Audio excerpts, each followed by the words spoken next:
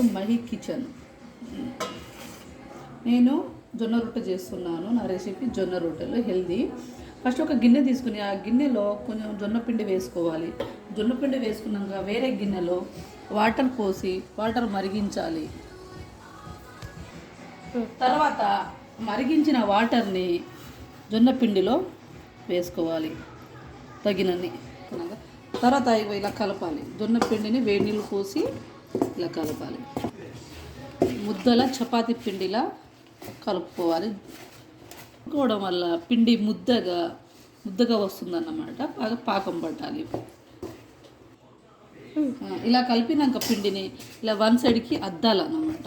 అంటే గాలిపోకుండా చల్లారకుండా అద్దాలి. అద్దితే మెత్తగా ఉంటుంది, రొట్టెలు కూడా బాగా వస్తుంది అన్నమాట. గ్యాస్ ఆన్ చేసి రొట్టె పెన్నం పెట్టాలి. రొట్టె పెన్నం వేడేంత వరకు వేడి చేయాలి. కవర్ పెట్టుకోవాలి ఇలా.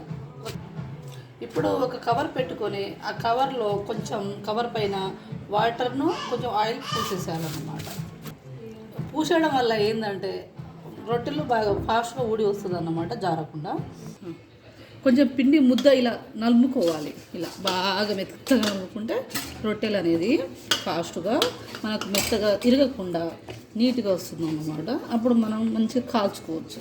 ఇలా ఇలా ముద్దలా కొంచెం వాటర్తో చేతికి తట్టించుకుంటూ ఇలా ముద్దలా చేసుకోవాలి. ఇలా ఇంత ముద్ద మన చేతిలో వచ్చే ఇంత ముద్దలా చేసుకోవాలి.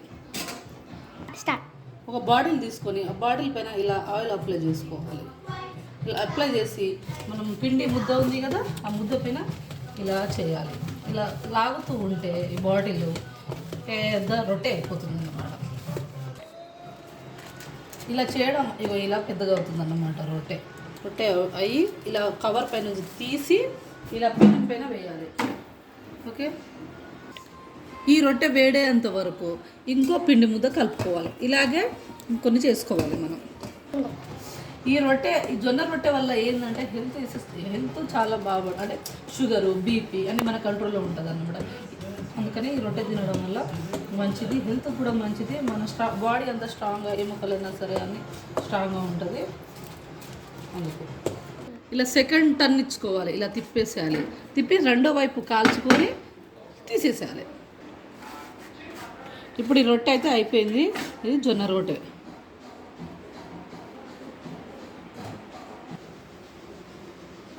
ఇదే నా జొన్న రొట్టెలు, నేను ప్రిపేర్ చేసిన జొన్న రొట్టెలు. దీన్ని చిక్కుడుకాయ కర్రీతో సర్వ్ చేసుకుంటే చాలా టేస్టీగా ఉంటుంది. Tasty and healthy.